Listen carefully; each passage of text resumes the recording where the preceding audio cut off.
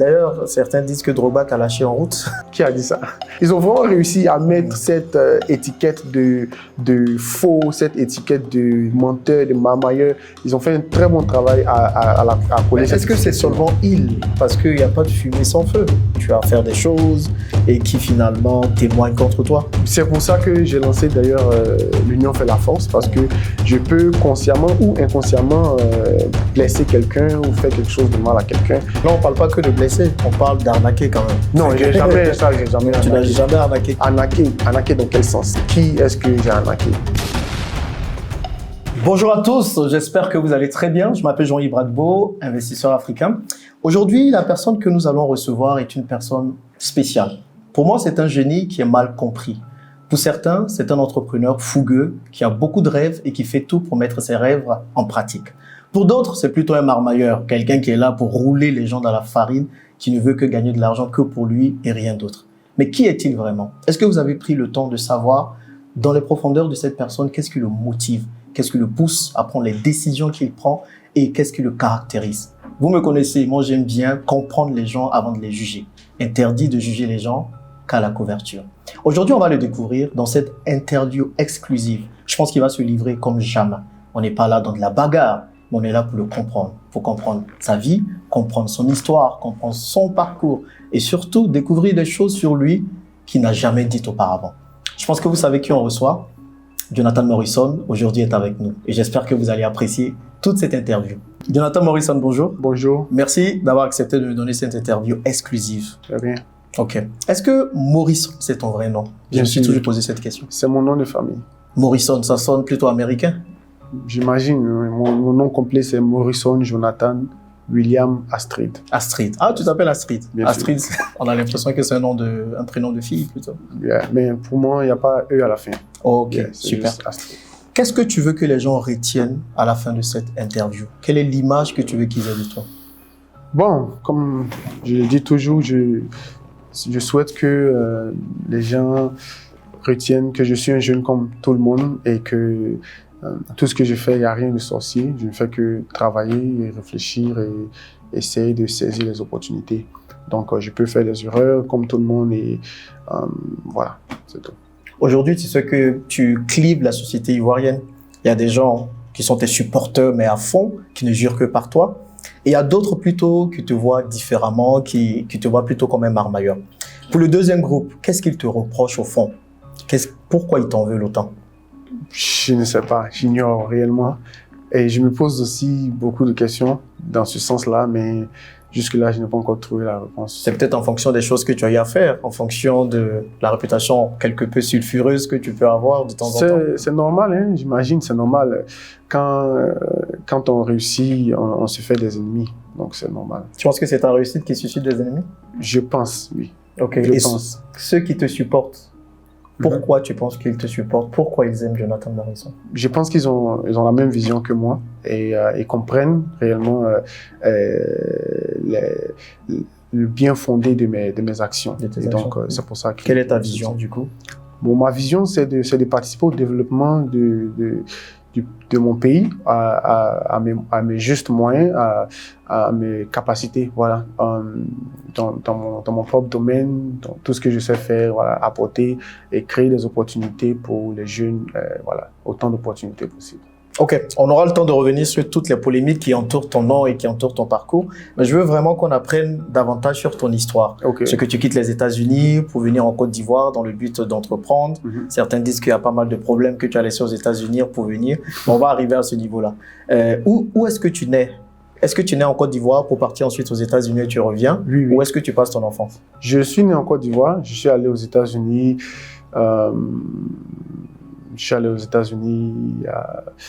J'ai fait près d'une dizaine d'années aux États-Unis.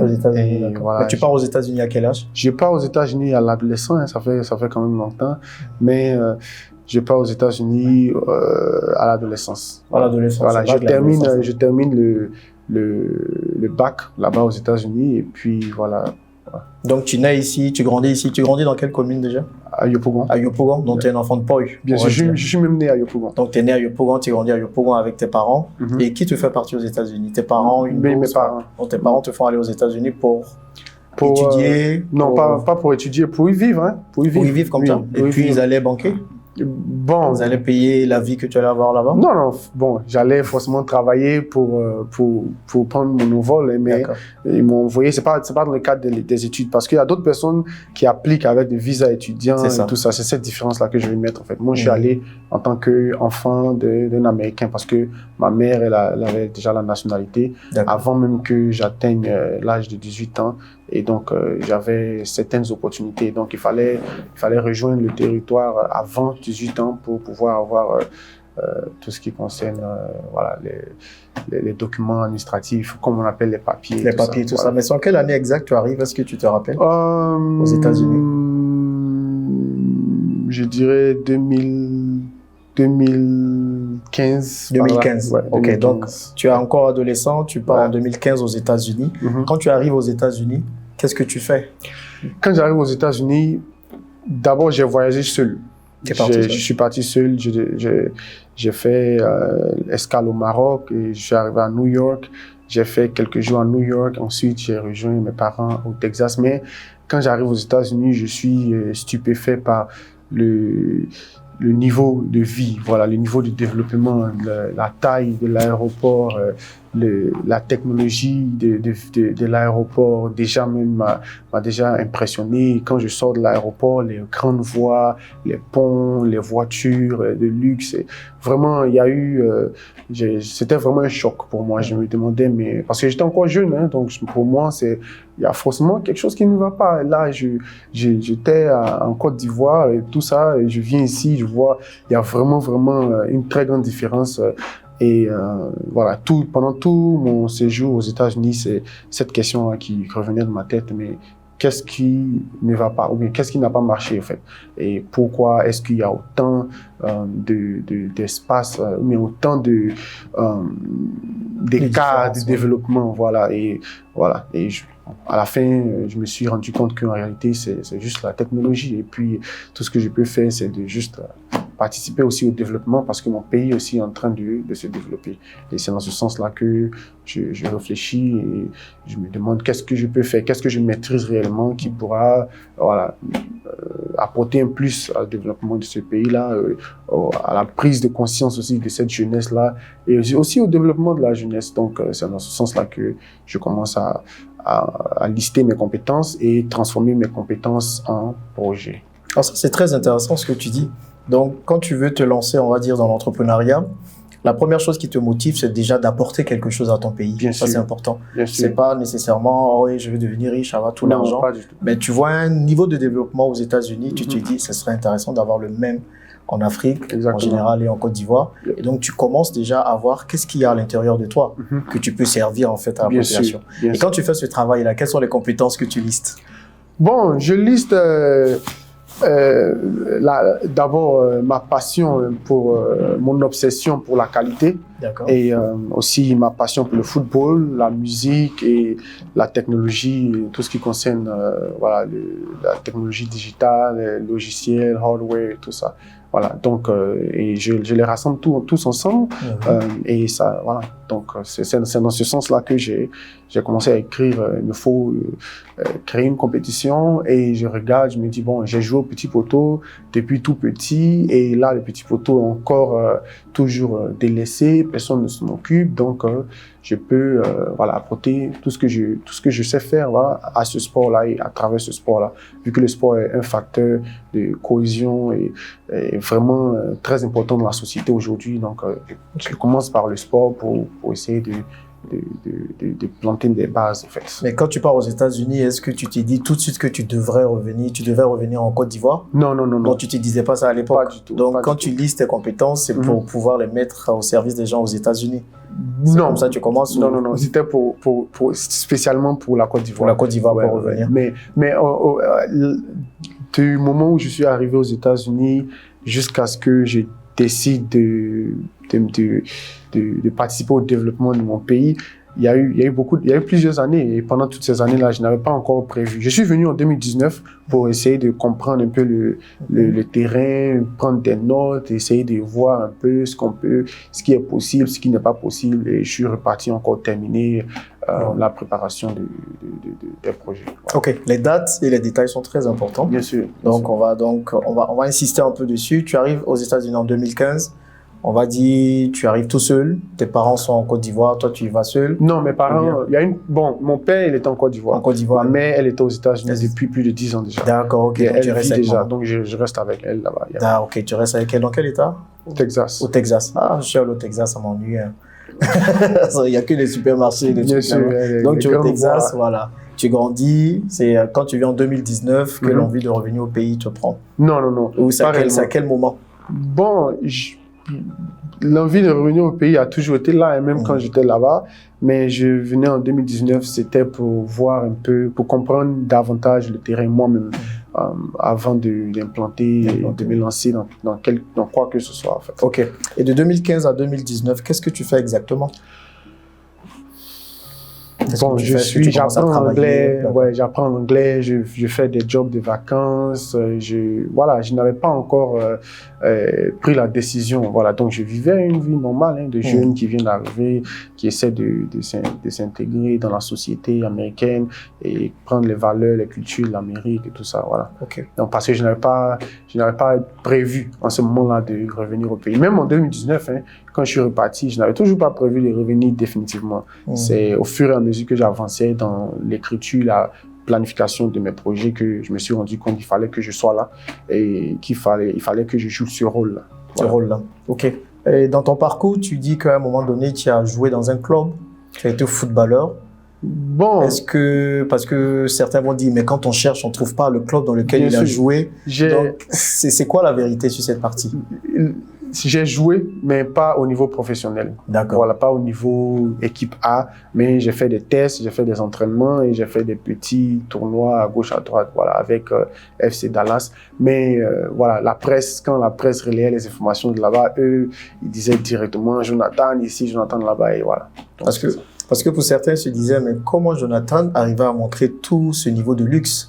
Je pense que les gens essayaient de trouver la source de ce niveau de luxe et ils ont tous tout de suite lié ça au fait que tu sois footballeur. Ouais. Mais en réalité, tu n'étais pas un titulaire, tu n'étais pas titulaire dans l'équipe A pour l'instant. Ouais. Okay. Parce que j'ai eu une opération à appendicite et vraiment c'était difficile pour moi. J'essayais même de reprendre la forme physique jusqu'à ce que je sache que vraiment ça allait être encore plus difficile, donc c'est ça pour que je tire le frein. Mais du coup, les voitures que tu montres, le lifestyle que tu montres, c'est quoi qui permet de pouvoir avoir ça à l'époque quand tu le montrais? Bon, plusieurs différentes activités. Moi, je suis un bon communicateur, je travaille aussi, je donne des conseils par rapport au développement d'applications, des idées, j'ai quelques partenaires et tout ça, donc je me défendais pas mal en tout cas. J'avais un bon petit relationnel avec qui je travaillais. Et voilà. Jusqu'à acheter ce genre de choses, rouler dans des jets privés, est-ce que quelqu'un qui donne des conseils à d'autres personnes pour des applications? Non, c'est pas seulement des conseils. Comme j'ai dit, il y avait plusieurs différentes activités, telles que j'étais aussi musicien, je jouais la musique et voilà, je participais à certains projets. Voilà, ma part me permettait de faire tout ça. Okay. Donc je préfère, quand je viens en Côte d'Ivoire, beaucoup de télé, tout le monde me pose des questions, mais comment je préfère garder ça pour moi-même, en fait. Ok, mais pourquoi tu as décidé? Parce que on va se dire que plusieurs personnes l'attaquaient, plusieurs chaînes de télé t'attaquaient, mais tu volontairement ne voulais pas partager les sources de ce que tu pouvais avoir. Est-ce que c'est une stratégie de communication ou c'était juste pour protéger quelque chose? Oui, c'était aussi une stratégie de communication, comme beaucoup de choses que j'ai eu à déclarer, comme les gens comme je disais, le 13, je vais révéler ça. Il y a beaucoup de choses que vous utilisez, dont je suis propriétaire, vous ne savez pas. Tout ça, c'était des stratégies de communication pour créer l'engouement et créer le suspense, voilà, pour que les gens s'attendent au jour J et puis voilà, avancer. Ok, quand tu repars en 2019, en fait, qu'est-ce qui du coup change dans ta conception ou dans ta personnalité qui te dit, bah là, il faut que je retourne en Côte d'Ivoire? Et c'est à quel moment tu reviens en Côte d'Ivoire? Alors, je décide de me mettre à fond dans le projet que j'ai écrit parce que je réalise au fur et à mesure que il y a vraiment du potentiel dans ce que je pensais. Et il fallait quelqu'un, vu que c'est quelque chose de nouveau, il fallait quelqu'un pour être ambassadeur, il fallait quelqu'un pour porter le projet. Et moi, en réalité, si j'avais quelqu'un pour faire le tour des plateaux de télé ou pour faire la communication, je n'allais même pas me mettre devant parce que moi, je préfère toujours rester en retrait.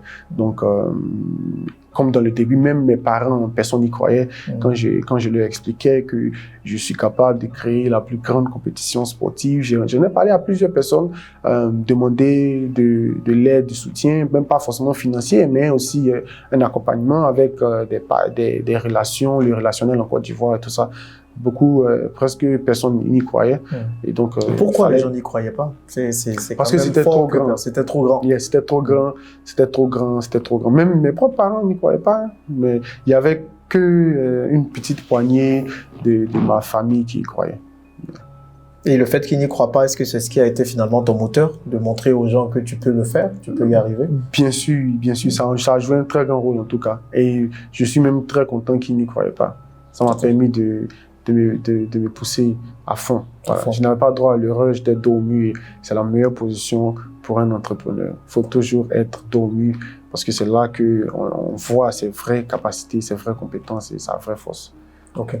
Et c'est en quelle année que Maria Mobile rentre dans le jeu, dans l'histoire au final? On va parler de Jonathan sans parler de Maria Mobile. Bien sûr. Je dirais 2018. 2018. Ok, Ouais, donc tu la rencontres où? Aux États-Unis? Oui, je la vois pour la première fois sur les réseaux sociaux. Après le clip d'Ariel Cheney, il y avait le buzz. Et chaque fois que je défilais sur Facebook, sa photo revenait. Et j'ai voulu en savoir plus, quoi. Et j'ai vu qu'elle était une fille togolaise, africaine, qui a fait un clip avec Ariel Cheney. Je suis allé voir le clip. Et bon, je me suis dit, bon, elle habite aux États-Unis. Ah, waouh, d'accord, il n'y a pas de problème. Donc, c'est comme ça que j'ai cherché ses réseaux sociaux. J'ai vu qu'elle était beaucoup suivie. Donc, ça allait être très difficile pour moi de la voir. Donc, je patientais. Un jour, elle a posté une story avec son ami. Et voilà, j'ai contacté son ami là. Je me suis dit, voilà, elle au moins n'a pas assez de visibilité ou trop de personnes dans ses messages. Donc, je vais passer par elle. Et voilà, c'est comme ça que c'est parti. Ok. Et quand tu te rapproches de Maria Mobile, c'est quoi ta motivation? Est-ce qu'elle rentrait dans une forme de stratégie pour te permettre d'être reconnu? Ou bien tu vas nous dire que tu as été juste subjugué par sa beauté et tu t'es dit, il faut qu'elle soit ma copine? C'est quoi la motivation réelle? Bon, je dirais les deux, honnêtement. Voilà. Mais c'est pas forcément pour moi pour être connu, mais j'avais, comme je disais là, je voulais mettre quelqu'un devant pour porter tout ce que, voilà, parce que moi je voulais être derrière pour avoir la paix, pour mieux travailler. Donc, pas forcément moi-même pour être connu, mais avec ce que je venais faire là, il fallait soit côtoyer des gens connus ou bien moi-même, voilà, me positionner sur la scène. Ok. Et ça a été du coup l'objectif atteint avec Maria Mobile? Oui, d'une manière ou d'une autre. Oui. Même si après c'était sincère, hein, la relation qu'il y avait.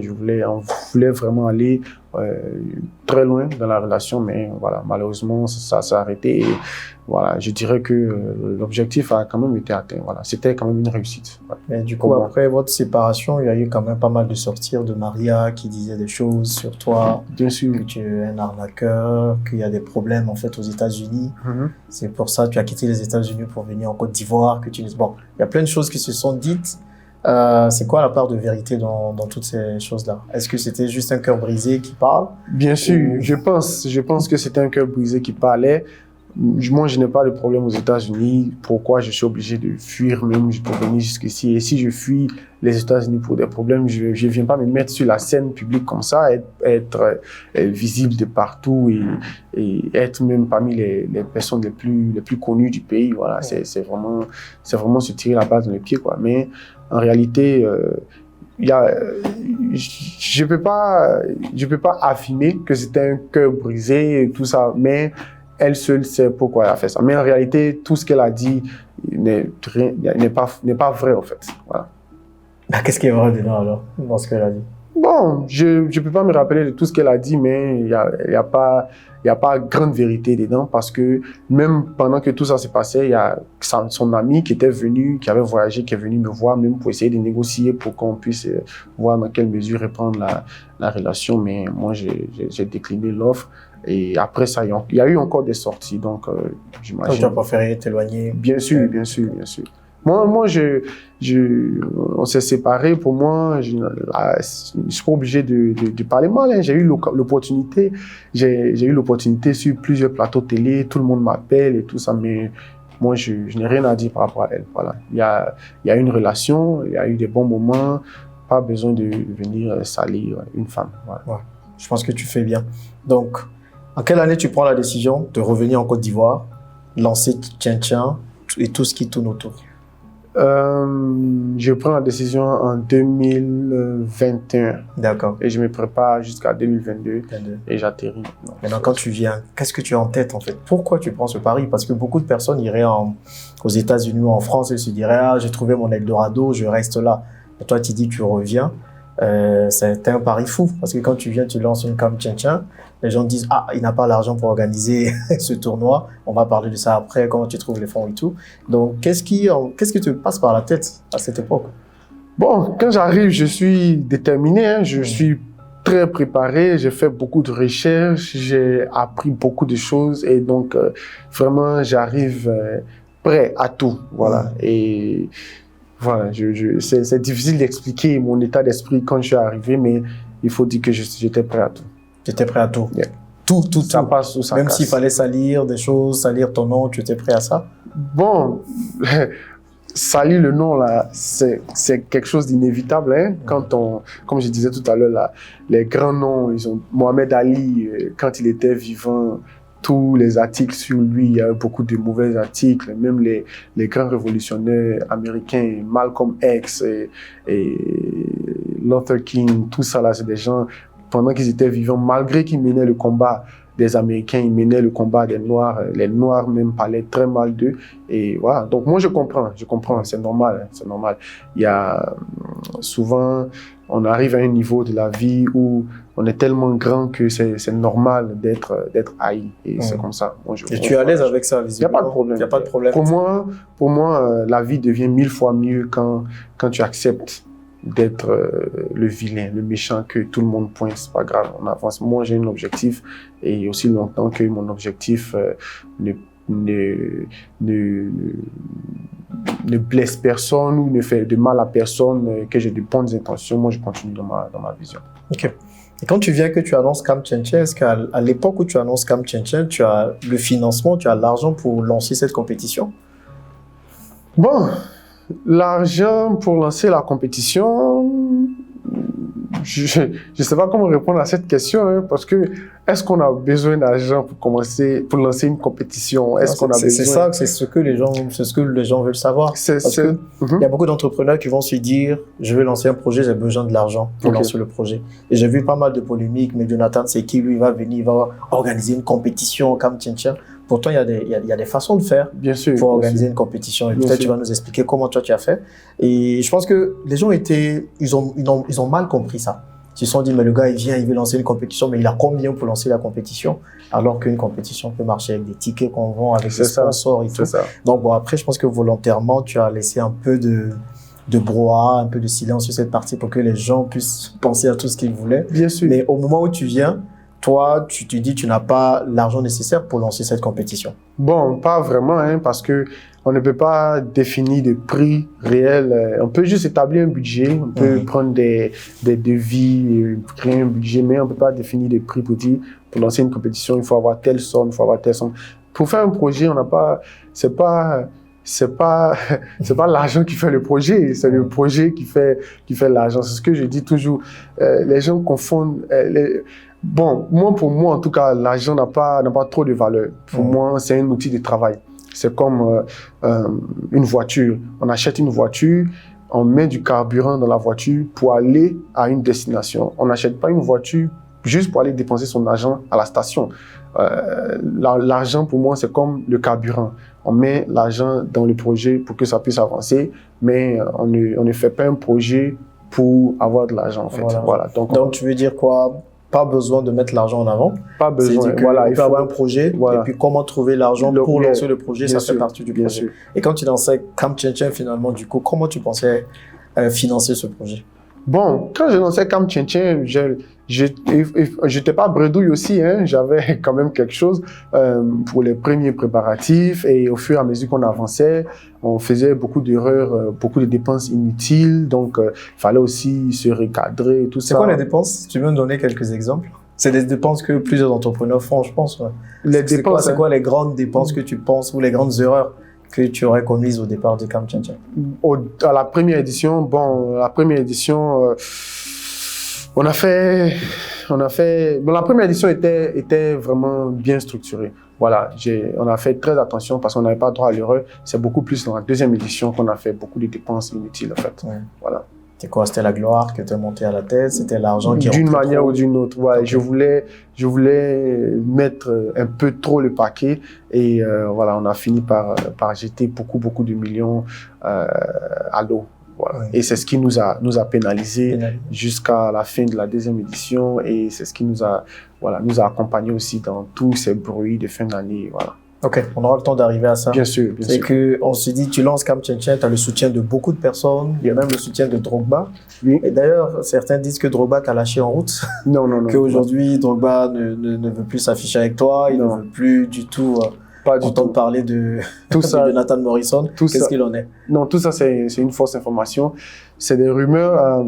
Drogba, il est très bien, très gentil, il me donne des conseils tout le temps, et là même, je prépare un geste pour l'honorer, pour l'honorer, parce que je pense que c'est une grande légende, et voilà, je vais prendre le temps, parce que c'est tellement grand que comme je n'ai pas encore, je suis en train de préparer ça en interne, et quand ce sera prêt, je vais lui en parler, et on va en parler. Je voulais même en profiter de votre canal pour parler de ça, mais comme je n'ai pas encore échangé avec lui par rapport à ça, je vais patienter quand on sera prêt, on va lancer. Mais déjà, vous avez déjà l'exclusivité, parce que j'annonce ici que je prépare quelque chose pour honorer la légende Didier Drogba. On est là, il faut nous dire en même temps. Non, je pense que vous aurez l'occasion. Si vous voulez, je peux donner l'exclusivité aussi à votre interview. On pourra revenir plus tard pour en parler. Ok, donc pour revenir à la première édition des Camp Tien Tien, il y a beaucoup de bruit autour. Tu lances Camp Tien Tien. C'est quoi les revenus de Camp Tien Tien finalement? Comment tu gagnes de l'argent avec ça?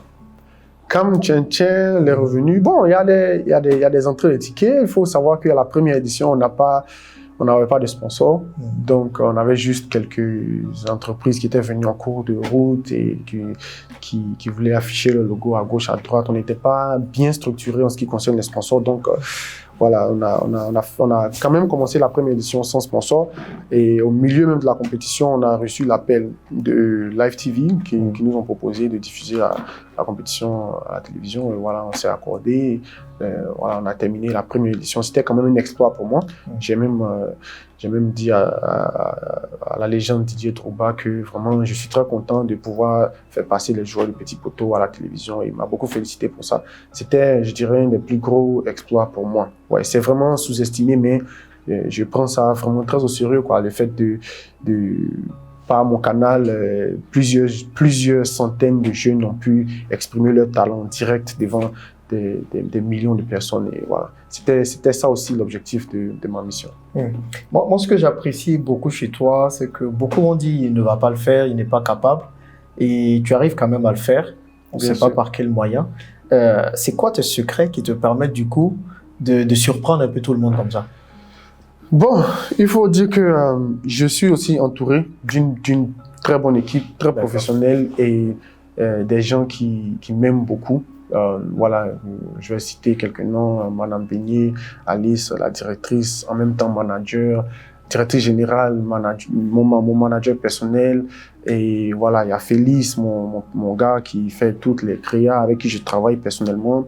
Il y a aussi d'autres personnes, plusieurs autres personnes qui nous ont rejoints en cours de route et qui nous apportent des conseils.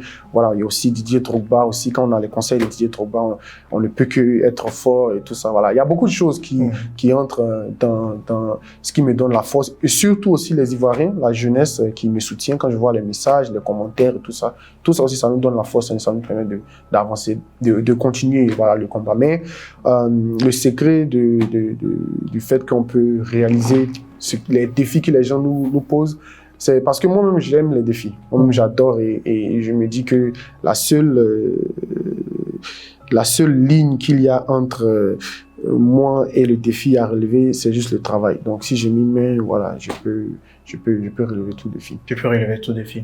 Donc, c'est à partir de quel moment la dégringolade commence? Tu lances la première édition, ça marche très bien. La deuxième édition, ça marche aussi. Tu gagnes pas mal d'argent avec les sponsors et tout. On parle de quoi? 300 millions, 400 millions, je sais pas, on peut mettre dessus. Bon, on peut, moi-même, je peux pas vous dire un chiffre exact, mais ça autour de ça. Ça tourne autour de ça. Et là, les gens se disent, mais qu'est-ce que Jonathan Morrison a fait de ces 300 millions? Où est-ce que c'est parti? Il faut dire que réaliser une compétition, une édition de Tien-Tien, ça coûte plus que 300, plus que 400. Là, on va vers, pour les 2 éditions là, on a avec toutes les entrées, les sorties et tout ça, c'est vraiment beaucoup d'argent. Je ne vais pas parler, mais je pense qu'on a atteint le milliard. Voilà. Vous avez dépensé 1 milliard dans l'organisation du Camp Tien-Tien. Oui, les 2 éditions, si on complète les 2 éditions. Yeah. Donc on met, parce que c'est important les termes, bien sûr. Les 2 éditions ensemble, tout ce qui est entrée, les dépenses, les sorties et tout ça.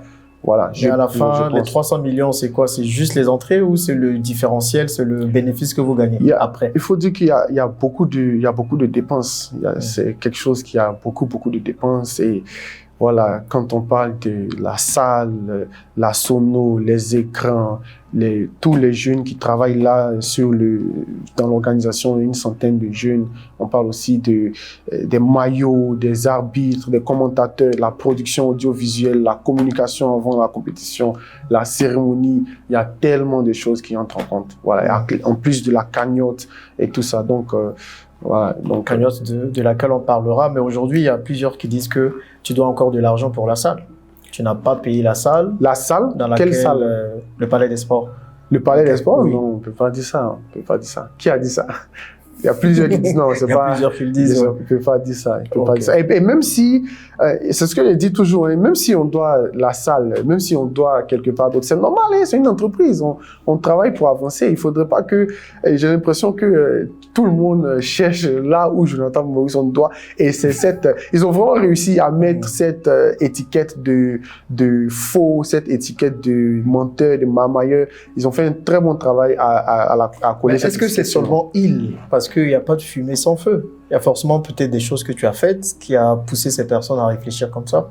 Non, pas vraiment. Hein. Bon, je pense. Moi, je n'ai jamais Tu dis que tu es totalement clair dans cette histoire, tu n'as rien à te reprocher. Il n'y a pas d'antécédents, de personnes à qui tu as à faire des choses et qui finalement témoignent contre toi. C'est pour ça que j'ai lancé d'ailleurs l'Union fait la force, parce que je peux consciemment ou inconsciemment blesser quelqu'un ou faire quelque chose de mal à quelqu'un.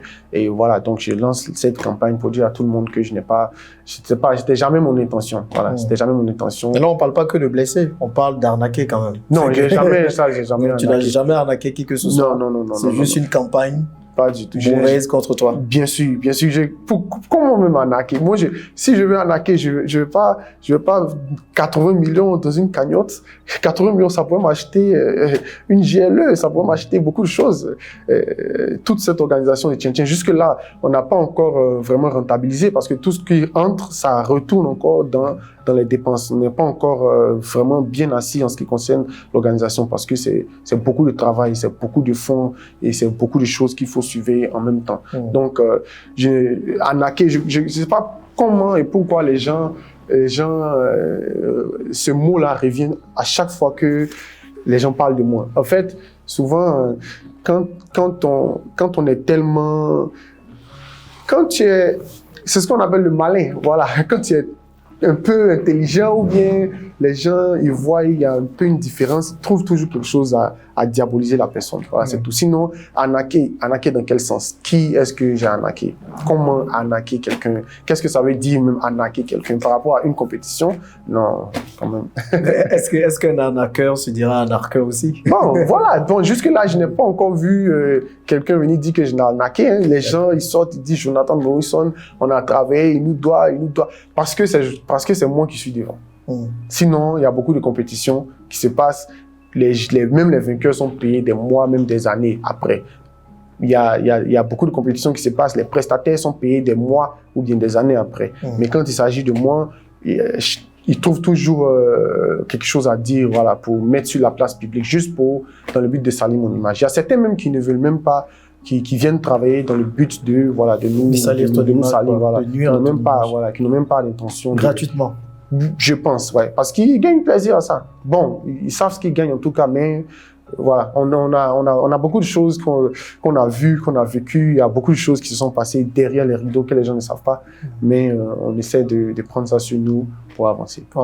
Yeah. Et on parle aussi de cagnottes que tu n'aurais pas remis à des clubs qui ont gagné la compétition, la deuxième édition. Est-ce qu'aujourd'hui tout ça c'est réglé? Tout ça c'est réglé. On a réglé tout ça. On a fait la cérémonie. C'est parce qu'on a eu, comme je disais, on a eu beaucoup de difficultés en fin d'année. On a dû repousser la cérémonie. Après il y a eu la CAN. Il fallait encore repousser à ce que la CAN finisse bien. Les gens oublient un peu, qu'on reprenne aussi nos activités. Mais on n'a pas intérêt à ne pas donner la cagnotte. C'est une promesse qu'on a faite. On n'a pas, ce n'est pas une obligation. Les gens, ils sont venus participer. En Côte d'Ivoire, c'est la plus grosse cagnotte sportive de l'histoire du sport en Côte d'Ivoire. Et nous, c'est un défi qu'on se donne. Quand on dit on veut payer cette cagnotte, c'est un défi qu'on se donne en fonction de la rentabilité de la compétition, en fait. Sinon, il y a beaucoup de personnes qui nous ont appelé, diminuer la cagnotte, mais ça n'arrange pas les joueurs de petits poteaux. Quand on veut vraiment développer quelque chose, il faut prendre des risques. Et c'est ce que nous, on fait. Voilà. Donc, je pense que nous, on porte la croix. C'est pas grave. Ouais, c'est bien. Donc, l'histoire avec ces FC Beaunois, je sais pas. Bien sûr. C'est réglé. C'était quoi l'histoire de ces 19 millions que tu devais payer, que tu n'as pas payé? Parce que moi, c'est de là même que je commençais à entendre parler de Morrison partout. Ah bon, hein? Il doit 19 millions. C'est ça, ouais. Il n'a pas payé les 19 millions. Mais tu sais, pourquoi? C'est qui? Qu'est-ce qui se passe? Donc, c'était quoi l'histoire? Comment c'est arrivé? En fait, vous voyez, il y a quelque chose, malheur est bon, hein. Dieu merci, à travers cette polémique bizarre où vous m'avez connu, mais on a ouvert, ça n'a rien à voir avec Beaunois, on a ouvert la compétition. Et j'avais dit qu'à partir de la deuxième édition, on n'allait plus changer à chaque fois les nouveaux présidents. Donc ceux qui viennent s'inscrire, ce sont les mêmes qui vont jouer la compétition pour toujours, jusqu'à ce qu'il y ait peut-être des problèmes avec le président. Et on se réserve le droit de changer de président parce qu'on a une vision et il faut que tous ceux qui sont présidents suivent notre vision. Alors, il y a eu 16 équipes qui se sont inscrites. Beaucoup de personnes ont demandé pardon, on veut participer. On est monté à 24. Il y a encore beaucoup de personnes qui sont venues, pardon, on veut participer. Et comme nous, on veut permettre à tout le monde de participer à cette belle fête, on est monté jusqu'à même 32 équipes. Et avant la compétition, quelques mois avant la compétition, on a vu sur les réseaux sociaux un courrier d'un certain collectif de présidents. Moi, je dis, bon, je ne connais pas le président de Cam Tchentchen. Moi, c'est ma compétition. Je n'ai jamais entendu parler. Je n'ai jamais autorisé quelqu'un à faire un collectif. Et on voit qu'il recommande certaines choses. Le courrier est adressé à nous, mais il se retrouve sur les réseaux sociaux avant même que nous, avant que vous le receviez. Voilà. Donc, automatiquement, j'étais énervé par rapport à ça. Et je disais, ça n'a pas de sens. Qui sont ces présidents-là derrière ce communiqué-là? Et on m'a cité tous ces présidents-là. Donc, je les ai convoqués. Et je leur ai dit, bon, on va même pas discuter, on va même pas échanger. Vous êtes renvoyé de la compétition. Vous ne pouvez plus être président. Et voilà, je pense qu'ils n'ont pas aimé la manière dont je leur ai parlé. Et ils n'ont pas aimé même le fait que je les renvoie parce que c'est pas à ça qu'ils s'attendaient. Et voilà, ils ont dit que tu ne peux pas nous faire sortir de la compétition. Même si c'est ta compétition, on va forcément participer parce qu'on est déjà là et tout ça. Donc c'était devenu un pas de fer maintenant.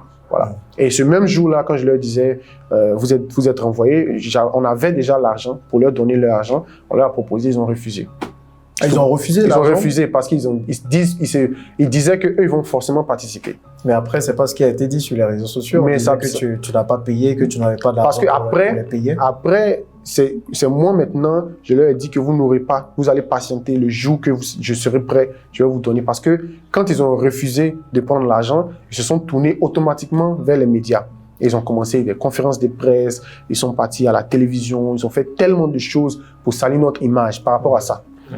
Et pendant tout ce temps-là, ils essayaient toujours ils se nommaient toujours président et ils voulaient toujours participer à la compétition.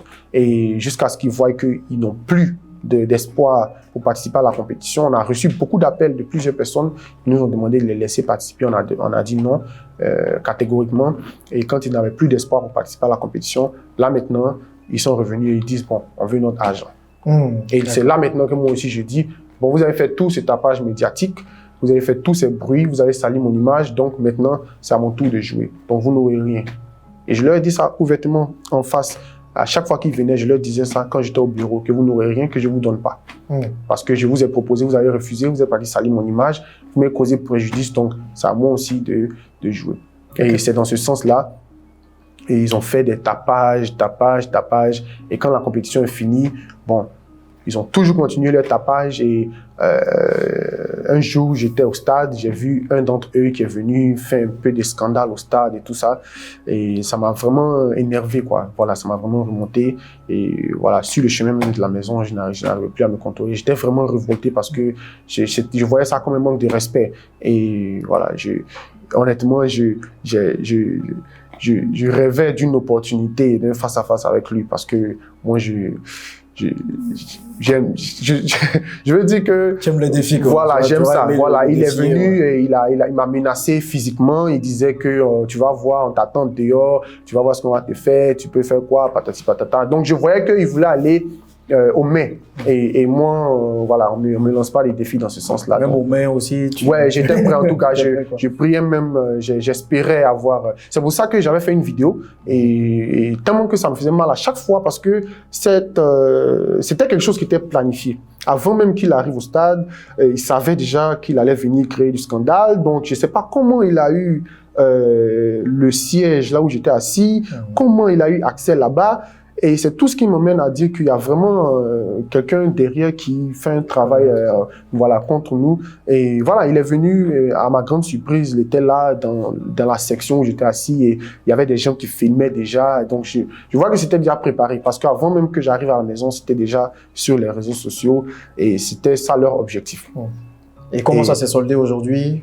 L'histoire est réglée ou vous êtes toujours en porte-à-feu? Non, l'histoire est réglée. L'histoire est réglée. Moi, j'avais fait une grosse erreur qui était de faire une vidéo pour le mettre au défi. Voilà, parce que j'étais tellement révolté que je n'écoutais plus personne. Voilà. Tout le monde me parlait, je voulais plus rien écouter, plus personne parce que je pensais que c'était trop rabaissant qu'un homme puisse venir me parler comme ça et que je n'avais pas pu réagir au fait.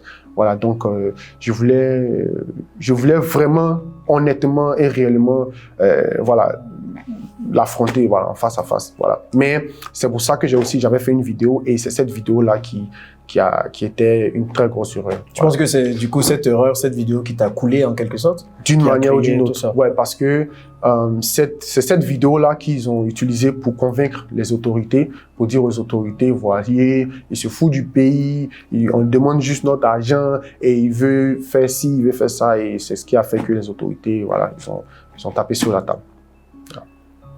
Et du coup, qu'est-ce que tu en retires de cette erreur? Est-ce qu'un entrepreneur ne peut pas se mettre en colère? Ou bon, si tu avais la possibilité de faire différemment, comment tu allais faire? Si j'avais la possibilité de faire différemment, j'aurais, depuis le début, voilà, laissé ces gars-là partir. Quand ils sont venus, bon, on veut notre argent maintenant, on allait les libérer et ils seraient partis. Voilà. Je n'aurais pas dit que tu aurais dû calmer les choses. Voilà, j'aurais dû rester dans ma bulle parce que, comme je disais, toute cette épreuve-là m'a permis de réaliser qui je suis réellement, qui je suis réellement. Et je me suis rendu compte que il y a beaucoup de jeunes qui comptent sur moi, il y a beaucoup de jeunes qui suivent mon parcours, il y a beaucoup de jeunes qui sont inspirés et donc je dois leur servir d'exemple. Voilà. Donc, avant ça, je ne pensais qu'à moi-même, qu'à mon seul, et voilà, je ne laissais rien passer. C'est pour ça qu'il y avait tellement de choses qui se racontaient, parce que je partais directement, j'affrontais tous ceux qui étaient un peu contre moi, quoi. Je répondais souvent aux attaques sur les réseaux sociaux, et quand il y a un problème avec quelqu'un, je convoque la personne vient, il y a des histoires et tout ça. Moi-même, je règle ça. Et quand tout ça s'est passé, je me suis rendu compte qu'il fallait que je confie ça à des gens beaucoup plus matures, beaucoup plus calmes, et que moi, je sois derrière, je me concentre uniquement sur le travail. Et c'est ce que je suis en train de faire maintenant. Ok, on va parler de travail. Tu lances 13 taxis. Tu es en plein lancement actuellement. Bravo d'ailleurs pour ça. Merci beaucoup. On aura beaucoup. le temps d'en parler. Et tu as comme Tiens, et ensuite tu as 13 juste à côté. D'où vient l'inspiration de créer 13 et qu'est-ce qui motive cela? En réalité, 13, c'est de 13 que Cam Tien est né. Voilà. Donc, il fallait une entreprise qui pilote toutes les activités, voilà. Donc, pour 13, parce que je suis né un 13. Voilà, je suis né un 13 et j'aime juste le chiffre. Il y a beaucoup de personnes qui ont peur de ce chiffre. Il y a beaucoup de rumeurs comme quoi c'est un chiffre maudit et tout ça. Donc, moi, c'est tout ça qui fait aussi ta personnalité sulfureuse. Parce qu'on va prendre 13, tout le monde va voir 13 comme un mauvais chiffre, le chiffre du diable. Et toi, tu vas dire non, moi, je vais appeler mon entreprise 13. En fait, tu aimes bien flirter avec l'interdit. Exactement. D'une manière ou d'une autre. Ouais. Avec l'interdit. Pas forcément avec l'interdit, mais avec le délaisser, le repousser. Voilà. Tout ce qui est unique et tout ce qui sort de l'ordinaire. Voilà. On parlera de repousser. Est-ce que tu penses avoir été repoussé à un certain moment dans ta jeunesse, dans ton enfance? Est-ce qu'il y a cette envie de revanche parce que tu as été beaucoup repoussé, délaissé, dit que tu n'es pas capable? Non, pas vraiment. Pas vraiment. Mais je pense que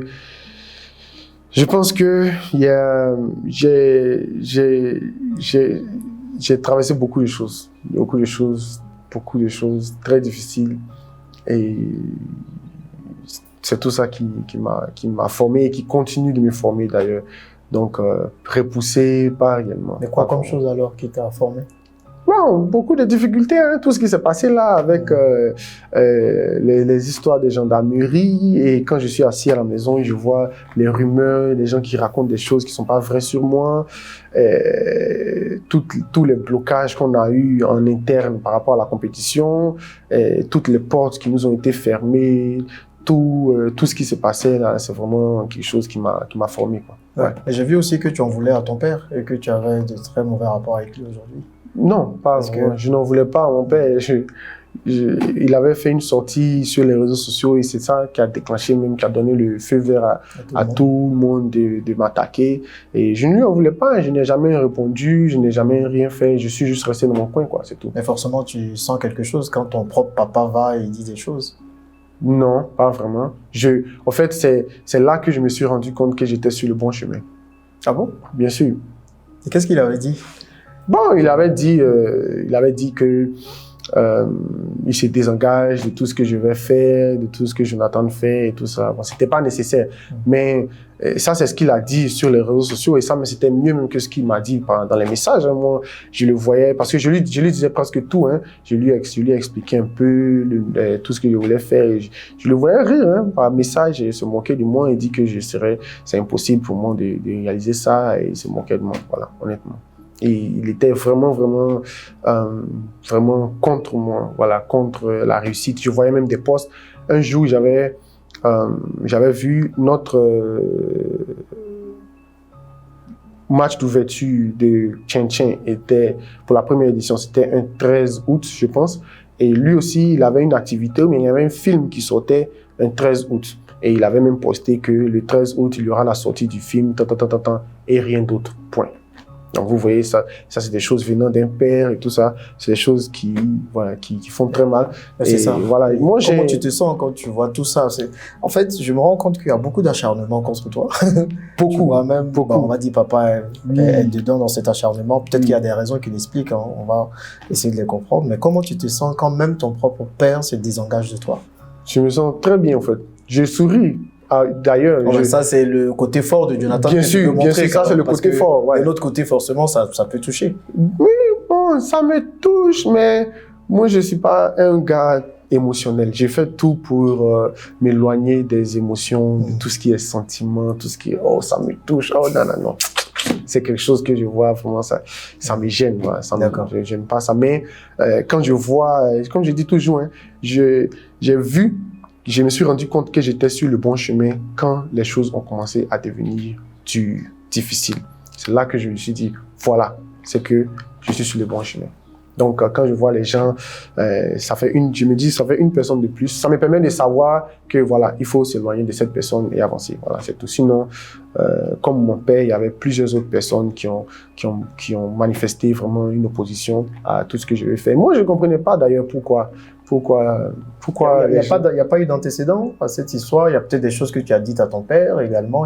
Parce que j'ai l'impression que tu es la victime dans tout ça. Quand on t'entend, on va se dire que mais personne n'aime Jonathan et Jonathan, lui, pourtant, c'est un saint. Oui. Alors qu'on est bien d'accord, il y a forcément des choses que tu as faites qui ont poussé certaines personnes peut-être à te haïr. Yeah. Donc, jusqu'à ce que ton père dise ça, il y a forcément quelque chose qui s'est passé. Non, lui, honnêtement, il a été manipulé par Maria Mobile. Voilà, par Maria Mobile. Ouais, il a été manipulé par elle. Comment? Bon, et en ce moment, ils étaient toujours en contact et c'est elle qui lui disait certaines choses désagréables à mon sujet. Et voilà, c'est lui aussi, il était tellement derrière elle, je sais pas ce qu'il avait vu, il voulait, je sais pas si parce qu'elle était une star ou quoi que ce soit, mais il écoutait beaucoup, au fait. Donc, voilà, et c'était comme un clan, voilà, d'une manière, c'était comme un clan. Pourquoi tu ne vas pas se mettre avec Maria Mobile contre toi? Bon, parce que elle lui disait que moi j'avais beaucoup d'argent et que je ne lui donnais pas assez et que je dépensais, que le projet que je suis en train de faire ne va pas aboutir. Et donc, voilà, tout l'argent que je suis en train de mettre, c'est juste gaspillé pendant que lui, il en a besoin et tout ça. Donc, c'est ça. Et c'est ce qui l'a poussé, je pense, hein, à dire toutes ces choses-là. Mais tout est rentré dans l'ordre. Voilà. Tout est rentré dans l'ordre. Moi, je suis passé. J'ai compris, hein, je comprends, je sais que c'est quelque chose qui arrive. Donc là, on a fait la paix et puis bon, c'est quelque chose qui est derrière nous, quoi. Ok. Et donc 13 est l'entreprise maîtresse qui gère un peu tout, comme Tiens, 13 Taxi et 13P qui arrivent. Tu lances 13 Taxi également, je crois, il y a 2 ans, en 2022. Oui. Il y a 40 000 personnes qui téléchargent l'application, mais ça se passe mal. Bien sûr. Parce qu'il n'y a pas assez de chauffeurs, il y a pas mal de bugs et tout. Et au lieu de te décourager, tu reviens encore avec 13 Taxi. Et là, qu'est-ce qui a changé dans ce nouveau 13 Taxi par rapport à ce qui était avant disponible? Bon, dans ce nouveau 13 Taxi, je travaille avec des gars beaucoup plus professionnels, beaucoup plus expérimentés et des jeunes Ivoiriens qui vivent et qui ont grandi ici en Côte d'Ivoire. Et c'est ça mon objectif, de faire la promotion de la jeunesse ivoirienne. Mais aussi, c'est une application qui a été vraiment conçue spécialement pour la jeunesse. Et là maintenant, avec ma notoriété, j'espère pouvoir avoir des partenaires qui pourront conduire sur la plateforme, qui pourront mettre leur véhicule sur la plateforme et puis faire bouger ça, quoi. Notre objectif, c'est de juste faciliter et réduire les coûts de transport pour la jeunesse. Okay. On voit qu'il y a d'autres applications qui le font déjà. Bien sûr, bien sûr. sûr. Comment est-ce que 13 Taxi va se différencier de ces applications?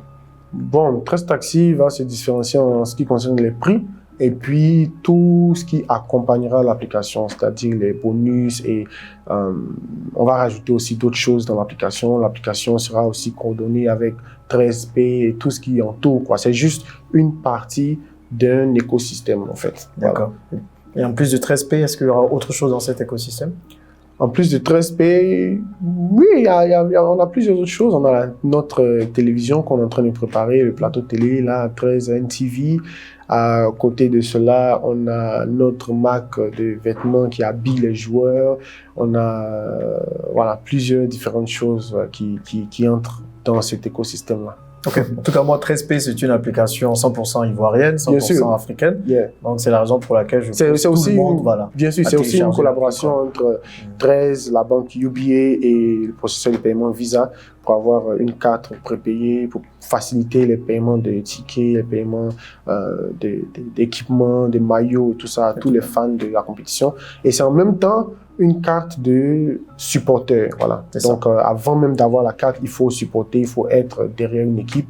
Et voilà, cette carte-là permet à tous les supporters d'entrer gratuitement au match de leur équipe et puis d'avoir certaines réductions sur les gadgets de leur équipe.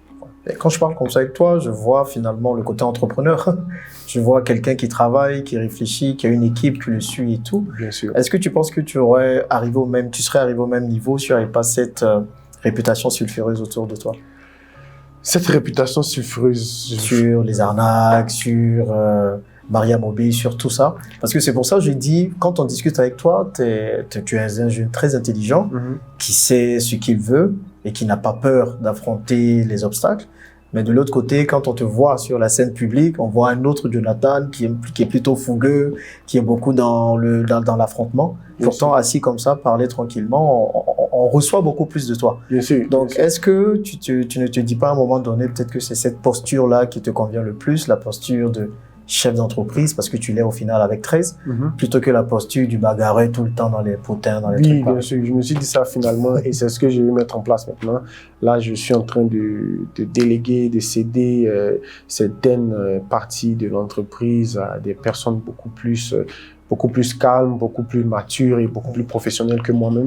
Et moi, je vais me concentrer sur ce que je sais faire le plus, c'est la communication, la production audiovisuelle et la technologie, les applications, tout ça. Voilà. Ok. Donc, tout ça, ça m'a servi de leçon. Ça t'a servi de leçon, tu apprends quoi? Oui, j'apprends et je me mets maintenant dans la posture de l'entrepreneur. Voilà. C'est pour ça que vous voyez, aujourd'hui, je suis bien habillé. D'habitude, je portais les t-shirts, les leggings et tout ça, mais maintenant, voilà, les choses... on passe à un autre niveau, quoi. Ça, c'est très important. Donc, tu as lancé la campagne Réconcilions-nous. C'est quoi la campagne déjà? L'union fait la force. L'union fait la force. Yes. Donc, c'est quoi l'objectif de cette campagne et puis où est-ce que tu veux partir? Quelles sont tes prochaines actualités? L'union fait la force, c'est pour d'abord servir d'exemple à toute la jeunesse. Voilà, pour leur dire que l'union fait vraiment la force. Je sais que c'est pas la première fois qu'on entend ça, c'est pas moi qui ai inventé ce proverbe-là, mais je veux le faire résonner encore d'abord dans dans tous les esprits de la jeunesse. Voilà. À chaque année, on a un concept, un thème qu'on met en place. C'est la Côte d'Ivoire qui gagne, on a eu Bienvenue dans le futur, on a eu Visite Ivory Coast, on a Aidons les enfants de la rue. Et cette année, c'est l'union qui fait la force. Parce que quand je suis venu, j'étais beaucoup combattu, comme vous le savez. Il y a beaucoup de personnes qui se sont opposées, qui ont très mal parlé de notre projet, qui ont vraiment sali notre réputation. Et c'est ces gens même avec qui je n'ai jamais parlé, que je n'ai jamais arnaqué d'ailleurs, c'est comme les gens le disent, mais qui avaient mal compris notre projet. Voilà. Donc on a dit, on voit qu'ils ont arrêté un peu parce qu'on a commencé à bien étaler, ils ont compris, ils ont arrêté, donc on va faire la paix avec eux. On va pas attendre qu'eux ils viennent vers nous, nous-mêmes on va aller vers eux. Et en plus là, ça va servir d'exemple à tous les jeunes pour leur dire que vraiment, il n'y a rien dans les bavardages, quoi. Il y a des gens qui ont parlé, qui ont maudit, qui ont juré, qui ont dit ça ne va pas se réaliser. Mais aujourd'hui, ils sont là, on est assis, on est ensemble. Donc, pour l'avenir, il va falloir réfléchir, voilà, avant de tenir certains propos. Parce qu'après, il n'y a que la honte qui a récolté, quoi. Ok. Est-ce qu'on peut dire aujourd'hui que c'est un nouveau Jonathan Morrison qui est là? Bon, moi, j'aime pas trop dire que c'est un nouveau Jonathan Morrison. Hein. Je préfère dire que c'est le même Jonathan Morrison, mais voilà, qui évolue. Qui évolue. Donc, qui prend plus de maturité, bien forcément, sûr, voilà. Avec l'expérience et tout ce qu'il a. Exactement. Sinon, voilà, c'est le même. Ok. Je veux que tu t'adresses à deux types de personnes, et puis on va terminer. Le premier type de personnes, c'est tous ceux qui te détestent vraiment. Tous ceux qui ont peut-être cru à tout ce qui s'est dit sur toi. Qu'est-ce que tu veux leur dire aujourd'hui? Quel message tu veux leur faire passer? Je sais que tu n'aimes pas les questions comme ça. Oui, quand j'entends ça, je sais pas quoi répondre à tous ceux qui me détestent. Je sais pas quoi répondre honnêtement. Mais je connais même, je sais pas pourquoi ils me détestent, mais c'est normal. C'est normal. Il y a des gens qui vont vous détester, il y a des gens qui vont vous aimer, mais leur choix n'a rien à voir avec vous. Ça a tout à voir avec eux-mêmes. Oui, je pense que ça a tout à voir avec eux. Je pense que ça a tout à voir avec eux. Voilà. Quand je regarde les réactions des gens et quand je regarde ce qu'ils disent, ce qu'ils pensent, ils ne cherchent même pas à vérifier les informations. il croit à tout ce qui est négatif sur nous et il refuse tout ce qui est positif. Je me dis que on peut rien faire pour la personne. Il a déjà pris sa décision. Et des gens qui ont déjà juré que lui, c'est un arnaqueur, c'est un menteur, c'est un mamailleur, ils ne peuvent plus faire demi-tour. Ils vont continuer à aller jusqu'au bout. Et nous, on a besoin aussi de ces genres de personnes-là. On a vraiment besoin qu'ils continuent à jouer leur rôle, hein, parce que chacun joue son rôle. Chacun joue son rôle. Donc, on peut pas être aimé par tout le monde. Donc, moi, je n'ai rien à dire, mais je préfère laisser mon travail, les convaincre. Voilà. Je sais que d'ici quelques années, beaucoup vont comprendre, beaucoup vont nous rejoindre. Et même s'il y a d'autres qui vont continuer, c'est normal. Voilà, c'est normal. On peut rien changer par rapport à ça. Ok, super. Et à tous ceux qui te voient comme une inspiration, parce que tu inspires beaucoup de jeunes, bien sûr, énormément, et tout cela, quel est le message que tu veux leur passer? Je peux leur dire merci pour la force, le soutien qu'ils nous donnent, parce que c'est aussi grâce à eux qu'on continue, c'est par rapport à eux qu'on fait tout ce qu'on est en train de faire. Et je leur dis merci pour leur soutien. Et en plus, là, j'espère qu'ils voient, j'espère qu'ils suivent exactement tout ce qui se passe par rapport à moi. Et je les invite, je les encourage à suivre parce qu'il y a beaucoup d'enseignements, il y a beaucoup de messages et il y a beaucoup de choses à comprendre quand on regarde mon parcours, quand on regarde mon histoire. Il y a vraiment beaucoup d'enseignements. Et si je n'étais pas moi-même, je pense que j'aurais pris exemple sur Jonathan Morisson. Je pense que pour les motiver, tu peux nous donner les 3 grands enseignements que tu as pris de toute ton expérience et de tout ton parcours. C'est quoi les 3 expériences, les 3 enseignements si tu veux partager à des personnes? Je peux dire que il y a personne. Bon, je m'adresse à un jeune. Je peux dire que personne ne va t'aider. Ah bon? Il faut qu'il sache ça. C'est ce que moi je me mets toujours dans ma tête. Pourquoi? Je suis le seul responsable de l'échec ou de la réussite de ce que je fais. Il y a personne pour aider qui que ce soit. En réalité, les chances sont contre nous. Quand tu es un entrepreneur, il faut savoir que les chances sont contre toi. Les chances sont contre toi. Tu as moins de chances de réussir que tout. Et il faut pas espérer que quelqu'un vienne t'aider. Il faut faire le travail et il faut se donner à fond dans le travail. C'est la première chose que je veux retenir. Quand je dis aider, pas forcément. On a tous besoin d'aide pour avancer, mais il faut avoir la mentalité qu'il n'y a que toi seul qui peut réussir mieux que tout le monde par rapport à ta propre vision. Voilà. Et donc, si ça échoue, tu ne peux pas blâmer quelqu'un. Comme moi, je le fais. Si j'échoue, je prends mes responsabilités. C'est ce que je dis toujours. Je paye le prix, je paye les conséquences de mes actions avec grand cœur, je peux pas dire avec plaisir, mais quand je fais quelque chose, je connais les avantages et les inconvénients. Et c'est en fonction de ça que, avant de poser cette action-là, je sais que si je fais ça, voilà, donc quand il y a les conséquences, voilà, il ne faudrait pas que ça m'étonne. Voilà. Et puis bon, la deuxième chose que je peux leur dire, c'est que le travail paye.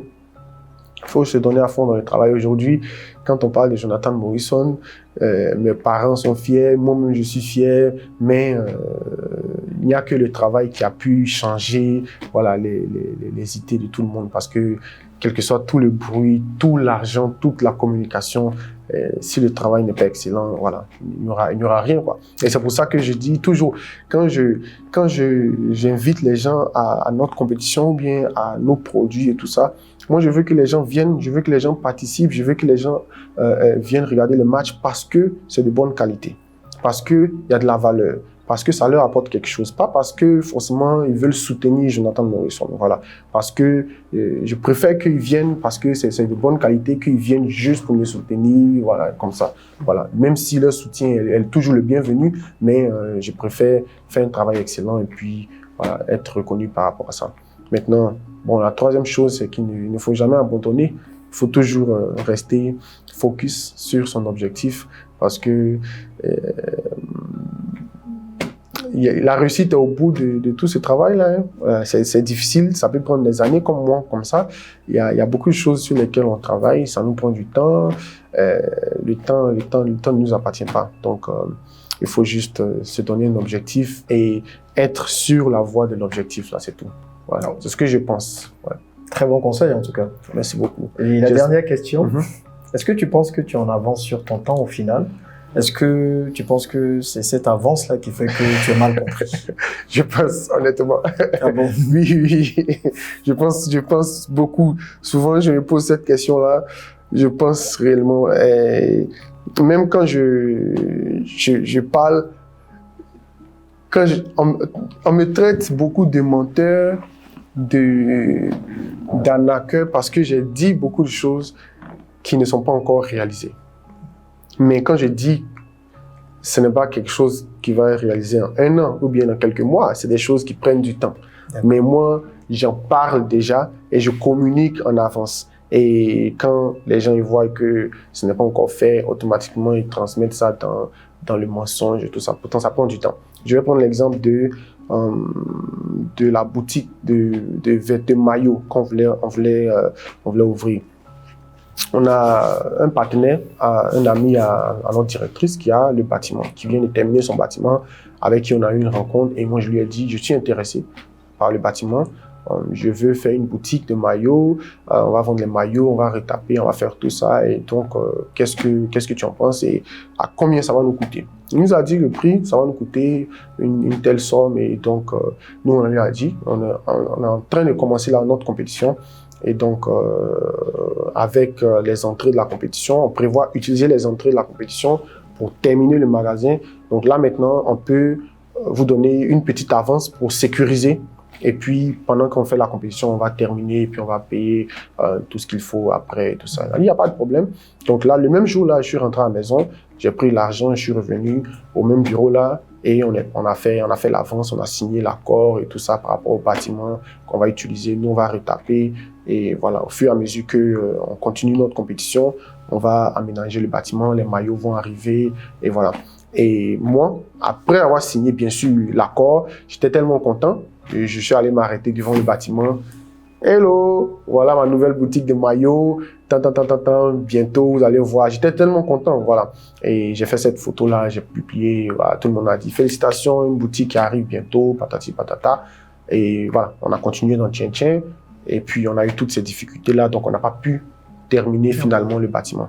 Et jusqu'à la fin de Tien Tien, tout le monde a commencé à dire « Oh, c'est un menteur, il n'est pas dit s'arrêter devant le bâtiment pour faire photo, c'est pas pour lui, patati patata. » Pourtant, on était déjà sur la voie, voilà, pour réaliser ça. Donc, c'est ce genre de choses-là qui me font penser que vraiment, il faut que je tire le frein à main, que je travaille derrière, qu'on puisse faire sortir. Et puis tu viens présenter. Voilà, parce que je voulais tellement être en avance, je voulais dire voilà ce qu'on veut faire et après les gens voient et que ça m'a mis dans toutes ces histoires. Mais ça, c'est l'esprit totalement américain. Bien sûr. Bien sûr. You make it, bien sûr. Tu le présentes. Exactement. C'est ce qu'on croit tellement que tu fais comme si ça existait. Exactement. Et voilà, c'est une motivation aussi pour moi. Hein, voilà, une fois que c'est là maintenant, tu te dis voilà, je n'ai plus droit à l'erreur, donc il faut aller droit au but. Il faut que ça sorte parce que si ça sort pas, les gens vont dire que c'était du mensonge et tout ça. Non. Voilà. Donc, comme moi je vois aussi, après j'ai vu beaucoup de personnes relayer ça et se baser dessus pour dire que c'était du mensonge. Donc j'accepte, hein, parce que c'est la conséquence de mon action. Et finalement, on n'a pas pu terminer le magasin, on n'a pas pu parce qu'on a eu des difficultés, même pour terminer la compétition. Voilà, donc on a dû décrocher, quoi. Voilà. Et même l'argent qu'on a dû payer pour réserver, pour sécuriser tout ça, c'est tombé à l'eau. Voilà. Là aussi, c'était quelque chose qu'il fallait encaisser. Voilà, c'était une perte aussi qu'il fallait encaisser. On a on a élargi notre siège social avec un deuxième bâtiment juste à côté et on n'était pas encore prêt. Ça aussi, c'était une dépense inutile. On a dépensé plusieurs millions pour avoir l'espace et on voulait en faire une maison de production par rapport à notre télévision. Mais c'était dans la même période que la deuxième édition de Tien Tien. Donc, là aussi, on n'a pas pu terminer, on n'a pas pu mettre en place la maison de production jusqu'à ce qu'on décroche. Donc là aussi, c'était une perte aussi de plusieurs millions. Tu voulais aller plus vite. Je voulais aller plus vite, voilà. Ouais. Et tu apprends de ces erreurs? Bien sûr, on apprend de ces erreurs. Voilà. En plus de tout ça, même avant le début de la compétition, on a fait la cérémonie de tirage au sort à Yamoussoukro avec un très gros écran de plus de 80 mètres carrés, une grande salle prestigieuse. On a payé le transport de tout notre staff, l'hôtel, la résidence et on voulait faire quelque chose de vraiment magique, quoi. Voilà, et tout ça, c'était encore des dépenses. On aurait pu prendre juste une petite salle de luxe ici à Abidjan, moins cher, et faire une belle cérémonie de tirage au sort et économiser tout cet argent-là qu'on a déversé là-bas. Mais voilà, tout ça encore, c'est aussi comme je disais tout à l'heure, on a eu beaucoup de pertes. C'est tout ça là qui nous a pénalisé dans la réalisation même de la compétition. Voilà, pendant ces 2 mois. Et en plus, l'année passée, la compétition a duré 2 mois. Il fallait payer la salle, les jeunes qui travaillent, la production audiovisuelle, la sono, l'écran, robot. Il y a tellement de dépenses autour de ça. Okay. Beaucoup disent que Jonathan Morrison a la folie des grandeurs. Il est arrogant, il est méprisant, il ne paye pas ses fournisseurs et ses collaborateurs et pas mal d'autres choses. Qu'est-ce que tu réponds à tout ça? Bon, je n'ai pas grand chose à dire par rapport à tout ça. Il paye pas ses fournisseurs. Si on ne payait pas, on n'aurait pas fait 2 éditions. Voilà. Il y a certaines personnes qui, à la moindre erreur, ils vont aller, oh, Jonathan Medouai, il a fait ci, il a fait ça. Mais pourtant, nous-mêmes, on a des entreprises qui ont figuré sur la compétition depuis la première même édition qui nous ont pas encore payé. Mais on ne fait pas de bruit par rapport à tout ça. Et voilà, on a ouvert notre siège ici à Faya pendant des mois avant la compétition, de janvier, je crois février même, on a bien commencé, jusqu'à juin, juillet. Tout le monde, tous les employés, on avait près de 20 employés. Je vous expliquais ça la dernière fois, on avait près de 20 employés et eux tous ils avaient un bon salaire. Ils mangeaient à midi, il y avait la nourriture que la directrice leur offrait gratuitement à midi et tout ça. On prenait vraiment soin d'eux. Pendant toute cette période-là, personne n'a entendu que Jonathan Morrison n'a pas payé ci, n'a pas payé ça. Tout ça, ce sont des choses de la première édition. Voilà, les gens, quand ils viennent, une fois qu'il y a un retard de 1 jour, de 2 jours sur les paiements, automatiquement, ils vont se référer à Facebook pour salir notre image. Sinon, en réalité, voilà, nous, on fait l'effort de satisfaire tout le monde parce qu'on a une grande vision et toutes ces choses-là, ce ne sont pas des choses dont on a besoin, quoi. Voilà. On veut vraiment éviter ça. Mais en ce qui concerne les gens qui disent que je suis arrogant, bon, chacun a son point de vue, hein, et moi, j'essaie de travailler sur moi-même pour corriger toutes mes erreurs. Toutes mes lacunes, mes fautes et mes défauts et tout ça, j'essaie de travailler sur moi-même. Sinon, voilà, beaucoup de personnes m'ont traité, m'ont qualifié d'arrogant. Bon, même si je ne connais pas, jusque-là, je ne comprends pas réellement le sens, la définition du mot arrogant, mais voilà, je pense que c'est quelque chose qu'il faut que je travaille, quoi. Voilà, donc, si tu ne sais pas comment tu travailles? Bon, réellement, je pense que c'est quelque chose qu'il faut que je travaille. Donc, comment travailler, c'est d'essayer de comprendre d'abord c'est quoi être arrogant et tout ça. Mais selon ce que je vois, c'est-à-dire d'être trop cru. Et moi, je dis ça souvent, même mon équipe, mon entourage, c'est ma manière de parler. La plupart du temps, quand je parle même, je réfléchis beaucoup plus en anglais. Quand les mots sortent, c'est en anglais d'abord, c'est traduit directement en français. Donc, c'est très cru, ça sort de ma bouche. Et même quand j'appelle souvent mon équipe, madame, viens ici, comme ci, comme ça.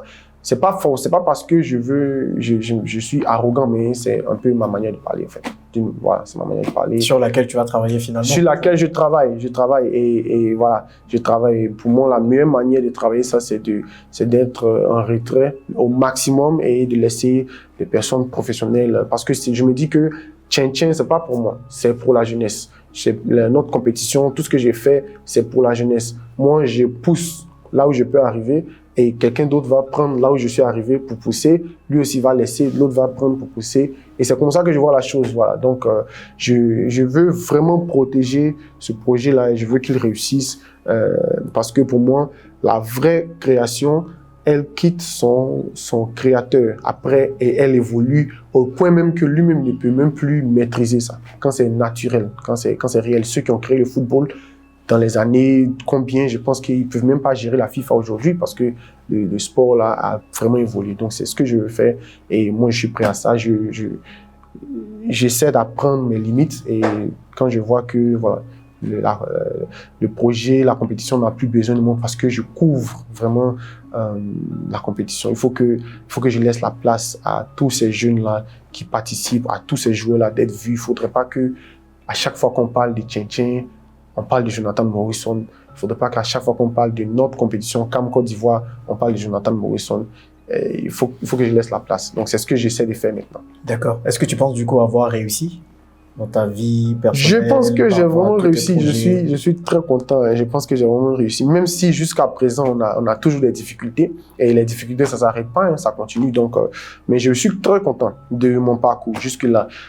Organiser 2 éditions de la plus grande compétition sportive de mon pays, c'est vraiment un honneur. Et voilà, je compte en faire plus. Voilà, c'est ça ma vision. Ok. Je pense que tu le vois, j'ai beaucoup d'autres questions. Bien je sûr. prends plaisir à faire cette interview, mais malheureusement, ça ne peut pas être très long. Moi aussi. Tu vois, donc, quel est ton dernier message pour ceux qui nous écoutent? Réfléchis bien. Avec quel message tu veux qu'ils partent de cette interview?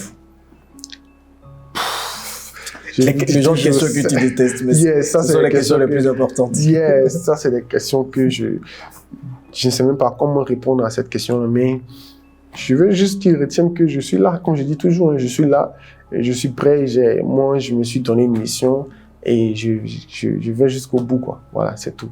C'est tout, moi c'est tout. Je suis pas très bavard et j'évite de faire des promesses encore maintenant, j'évite de parler, je vais faire si je fais plus de promesses.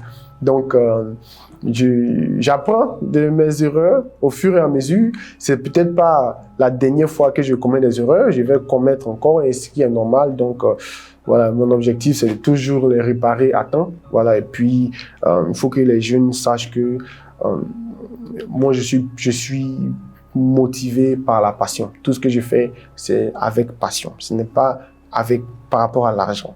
Si c'est l'argent que je voulais, là, vraiment. L'année passée, on a fermé, les équipes ne pouvaient pas avoir de sponsors.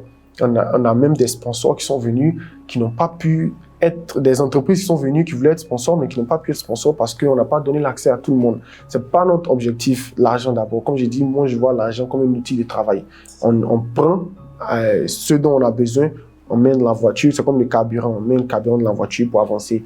On ne conduit pas une voiture pour acheter du carburant. Donc, nous, on utilise l'argent pour travailler. Donc, c'est pas ça notre motivation. Donc, moi, ma plus grande joie, c'est de voir les gens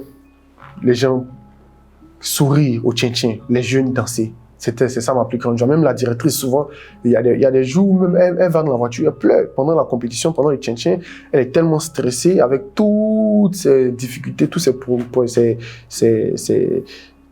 problèmes-là, comme je peux les qualifier. Souvent, elle pleure, souvent, elle a mal.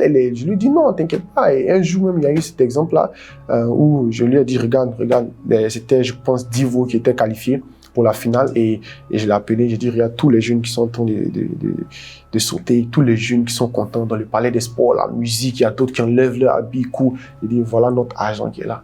On n'a pas, en tout cas, moi, je suis très content, même s'il y a des problèmes, mais je vois les jeunes là qui sont contents, je vois une dizaine d'entre eux qui viennent de passer en direct à la télévision partout dans le monde et ça, c'est ma plus grande satisfaction. L'argent, ça va venir après.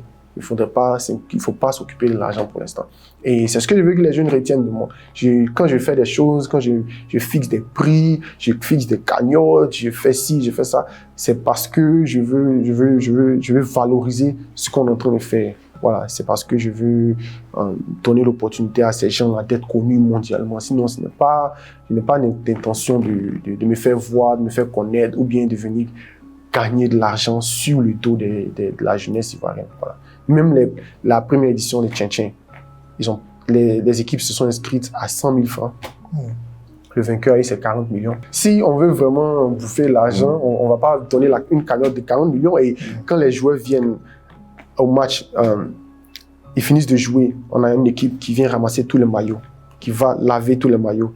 Et après, au prochain match, chaque équipe vient, ils trouvent les maillots propres qui sont dressés, maillots, chaussettes, culottes, tout ça c'est propre. Et c'est nous qui faisons le travail en interne. Les cars de Tchin-Tchin, on loue ces cars-là. Même pendant que la compétition ne se joue pas. C'est-à-dire que l'année passée, comme je disais, on a eu 2 mois de compétition. Et quand on loue les cars pour les 2 mois, on ne peut pas payer seulement pour les jours de match, on paye pour tous les 2 mois. Donc vous imaginez le prix que ça coûte pour payer pour tous ces 2 mois-là. Mais on prend ça sur nous. parce qu'on a une vision. Et à la fin de la journée, quand les gens voient que les joueurs sont bien entretenus, ils arrivent en cadre climatisé, c'est ça qui nous fait plaisir en réalité. Donc je veux que les gens retiennent qu'on n'est pas motivé par l'argent, on est plutôt motivé par la passion. Et même si on ne gagne rien, que la compétition réussit et que les jeunes réussissent, nous, on est bien. Vous êtes content. Yeah. Tu as utilisé beaucoup la jeunesse, tu as parlé beaucoup aux jeunes. Quel est ton dernier mot pour tous ces jeunes-là qui te regardent aujourd'hui? Mon dernier mot, c'est de leur demander de me suivre minutieusement, de ne pas me lâcher d'un œil, parce qu'on a beaucoup de choses qu'on prépare et ils voudront pas être voilà, mis à part en fait. Voilà, il faut qu'ils nous suivent.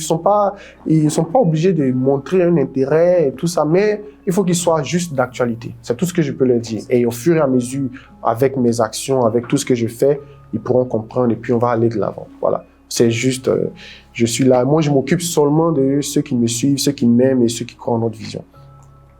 Jonathan Morrison, merci beaucoup. Merci beaucoup d'avoir pris ce temps. Et à vous, j'espère que vous avez apprécié cette interview comme moi. Vous voyez, quand on prend le temps de s'asseoir et de discuter avec lui, je pense qu'il y a quelque chose d'autre qui ressort. Pour moi, c'est une personne qui aime énormément son pays, qui veut également apporter à ce pays, mais qui est peut-être mal compris parce que tout simplement, il est un peu en avance sur son temps. J'espère que vous avez tiré de bonnes choses, de bonnes leçons, des choses qui vont vous permettre d'avancer dans votre vie entrepreneuriale, dans votre vie personnelle. Si vous voulez que Jonathan Morrison revienne sur le plateau, sur la chaîne pour d'autres choses, n'hésitez pas à le dire dans les commentaires. Et dites-moi tout simplement ce que vous avez pensé de tout ça. Bien sûr. Et je voulais terminer. Voilà, je sais que normalement, après que le présentateur finit de dire ça, c'est terminé, mais j'ai tellement aimé l'interview et l'émission que je suis prêt à revenir et ce que je pourrais dire, c'est si les téléspectateurs, tous ceux qui nous suivent ont d'autres questions et qui voulaient comprendre davantage et tout ça, ils peuvent vous envoyer ces questions-là ou bien ils peuvent commenter ou quoi que ce soit. Et si vous pensez qu'il y a assez de questions, il y a beaucoup de choses qu'on a ratées, on peut reprogrammer une autre interview exclusive ici ou bien on peut programmer une interview devant même un public.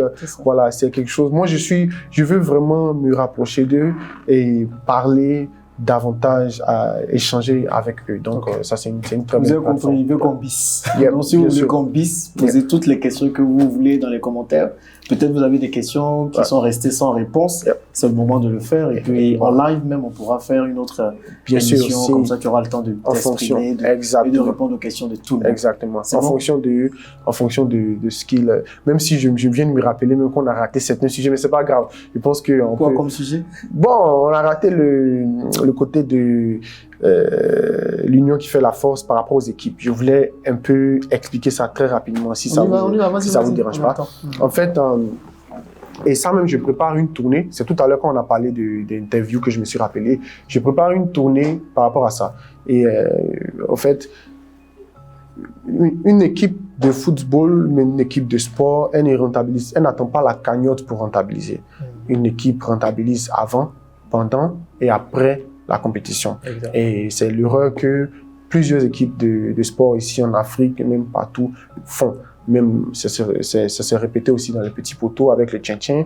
Il y a des clubs qui sont tombés en quart de finale et tout ce qu'ils ont investi est à l'eau. Parce qu'ils attendent encore la prochaine édition pour commencer encore à communiquer et tout ça. Donc, ma mission cette année et pour l'avenir, c'est de sensibiliser les jeunes, les entreprises locales de chaque ville, commune qui participe à notre compétition et tout le monde à soutenir son équipe qui joue. Voilà. Et je pense que avec ça, ça pourra aider les clubs à vivre mieux, à acheter des bons joueurs, à bien entretenir leurs joueurs et ça pourra aider les joueurs à se donner à fond. Parce que ce qu'on veut créer, en fait, c'est que la Côte d'Ivoire soit le hub du sport, en fait, surtout les petits poteaux. Voilà. Que ce sport-là qui est le plus aimé, le plus pratiqué de Côte d'Ivoire soit reconnu internationalement et qu'il atteigne le niveau de classe mondiale. Mais on ne peut pas le faire si les équipes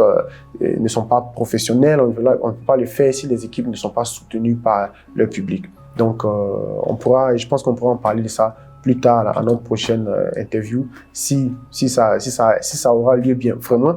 Et voilà, je vais parler de ça pendant ma tournée. Ok. Vous voyez qu'il a beaucoup de choses à dire. Beaucoup de choses, donc, posez vos questions dans les commentaires. Et puis, on va le faire revenir et il va s'exprimer. Merci à vous tous d'avoir suivi cette interview. J'espère que vous avez pris plaisir comme moi. Et on se dit à bientôt dans la prochaine vidéo. Merci à toi, Jonathan. Merci. Au revoir. Merci.